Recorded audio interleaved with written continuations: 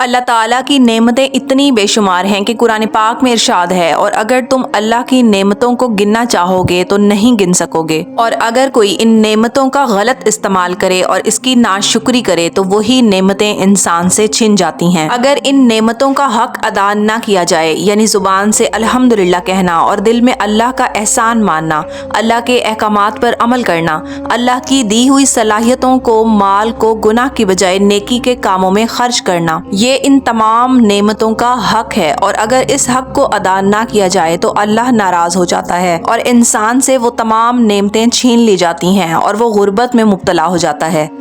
اس video میں آپ کو بتانے جا رہی ہوں کہ وہ کون سے ایسے 7 اسباب ہیں اور ایسی 7 وجوہات ہیں جن سے غربت آتی ہے۔ اللہ تعالیٰ نے قرآن پاک میں زندگی گزارنے کے تمام احکامات کو بتا دیا ہے، اور یہ کتاب وہ واحد کتاب ہے جو انسان کی ہدایت کا ذریعہ ہے۔ اچھے اخلاق اور صاف عبادات، یہ تمام تعلیمات ہمیں یہاں سے ملتی ہیں۔ بات کرنے جا رہی ہوں محتاجی اور غربت کن 7 چیزوں سے آتی ہے۔ اس میں سب سے پہلی اور بڑی وجہ جلدی نماز پڑھنے سے۔ جی ہاں، دینی تعلیمات اور بزرگان دین کے اقوال کے مطابق جلدی نماز پڑھنا رزق میں تنگی اور محتاجی کا ایک بہت بڑا سبب بن سکتا ہے۔ حدیث مبارکہ میں اس شخص کو بدترین چور کہا گیا ہے جو اپنی نماز میں چوری کرتا ہے، یعنی اس کے رکوع اور سجدوں کو ٹھیک سے ادا نہیں کرتا۔ ہم سب جانتے ہیں کہ نماز اللہ سے ملاقات کا نام ہے۔ جب انسان جان بوجھ کر اس کو جلدی پڑھتا ہے تو وہ نماز کی برکات اور روحانی سکون سے محروم ہو جاتا ہے۔ علماء فرماتے ہیں کہ جو شخص اللہ کے حق یعنی نماز میں جلدی کرتا ہے تو اللہ تعالیٰ اس کے تمام کاموں سے برکت اٹھا لیتا ہے، جس سے وہ محنت کے باوجود معاشی طور پر پریشان رہتا ہے۔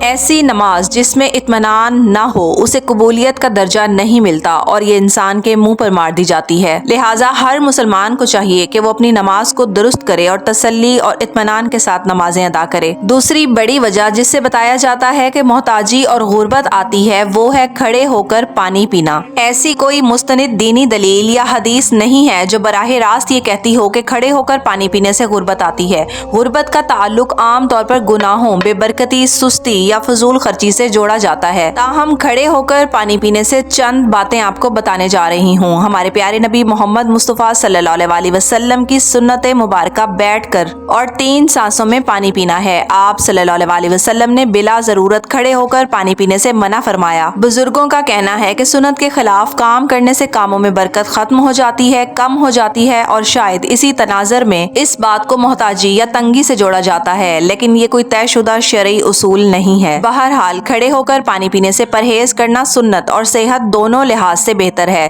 لیکن اسے براہ راست غربت کا واحد سبب قرار دینا درست نہیں۔ محتاجی اور غربت آنے کی سب سے بڑی وجوہات میں ایک وجہ گناہوں کی کثرت ہے۔ اسلامی تعلیمات کے مطابق گناہ رزق میں بے برکتی کا باعث بنتے ہیں۔ جی ہاں، گناہوں کی کثرت سے رزق میں کمی اور بے برکتی ہوتی ہے۔ روایات کے مطابق انسان اپنے گناہوں کی وجہ سے رزق سے محروم کر دیا جاتا ہے جو اسے ملنے والا ہوتا ہے۔ گناہوں کی وجہ سے مال کی مقدار تو شاید کم نہ ہو، لیکن اس میں سے برکت ختم ہو جاتی ہے، یعنی وہ پیسہ بیماریوں، حادثات یا فضول کاموں میں ضائع ہونے لگتا ہے اور انسان کے کام نہیں آتا۔ مختصر یہ کہ جس طرح نیکی رزق میں وسعت لاتی ہے، عمر میں برکت لاتی ہے، اسی طرح گناہ جیسے جھوٹ، سود، ظلم اور نمازوں کی کوتاہی رزق کے راستے میں رکاوٹ بن جاتے ہیں اور عمر گھٹا دیتے ہیں۔ ایک اور بڑی وجہ جو رزق میں کمی کا سبب بنتی ہے وہ ہے ناشکری۔ اللہ کی دی ہوئی نعمتوں کی قدر نہ کرنا اور ہر وقت گلہ شکوہ کرنا برکت کو ختم کر دیتا ہے۔ جی ہاں، ناشکری برکت کو ختم کرنے اور زوال نعمت کا سب سے بڑا سبب ہے۔ قرآن پاک میں اللہ تعالیٰ کا فرمان ہے کہ اگر تم شکر کرو گے تو میں تمہیں اور زیادہ دوں گا، اور اگر تم ناشکری کرو گے تو میرا عذاب بہت سخت ہے۔ جب انسان اللہ کی دی ہوئی نعمتوں، صحت، وقت اور رزق کی قدر نہیں کرتا اور ہمیشہ ان چیزوں کا رونا روتا ہے جو اس کے پاس نہیں ہے،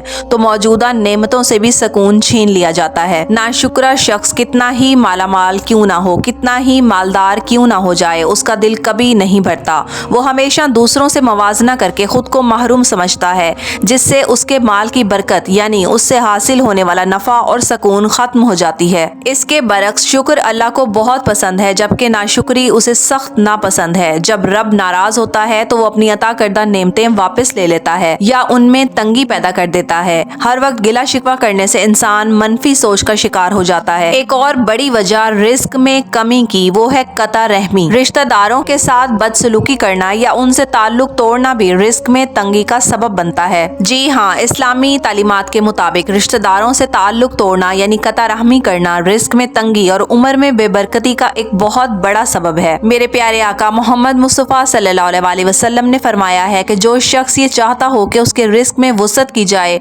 उसकी उम्र लंबी की जाए, उम्र में बरकत की जाए, तो उसे चाहिए कि वो अपने रिश्तेदारों के साथ सिला रहमी करे। रिवायात के मुताबिक ताल्लुक तोड़ने से माल की मिकदार शायद कम ना हो, लेकिन उसमें से सुकून और बरकत खत्म हो जाती है। इंसान के पास पैसा तो होता है लेकिन वो उस पैसे का सही इस्तेमाल नहीं कर पाता और बहुत से मसाइल और मुसीबतों का शिकार होने लगता है। जहाँ पर कता रहमी करने वाला शख्स हो वहाँ अल्लाह की रहमत नहीं होती और रिस्क के दरवाजे भी बंद कर दिए जाते हैं। रिस्क की तंगी की एक और बहुत बड़ी वजह सूद और हराम कमाई है। हराम जराए से हासिल किया गया माल बज़ाहिर ज्यादा लग सकता है लेकिन हकीकत में वो इंसान को मोहताजी की तरफ ले जाता है। जी हाँ, बिल्कुल, सूद और हराम की कमाई रिस्क में तंगी, बेबरकती और दुनिया और आखिरत की रुसवाई का बहुत बड़ा सबब है। कुरान पाक में सूद लेने और देने वालों के लिए सख्त तरीन अल्फाज इस्तेमाल हुए हैं। अल्लाह ताला फरमाता है कि ए ईमान वालो, अल्लाह से डरो और जो सूद बाकी रह गया उसे छोड़ दो। अगर तुम ऐसा नहीं करोगे तो अल्लाह और उसके रसूल की तरफ से ऐलाने जंग सुन लो। यानी सूद को बराहे रास्त अल्लाह से जंग कहा गया। हराम का लुकमा इंसान के दिल को स्याह कर देता है जिससे नेकी की तौफीक छिन जाती है, दुआओं के असरात खत्म हो जाते हैं और हराम माल से पली हुई औलाद अक्सर नाफरमान होती है और घर का सकून तबाह बर्बाद हो जाता है।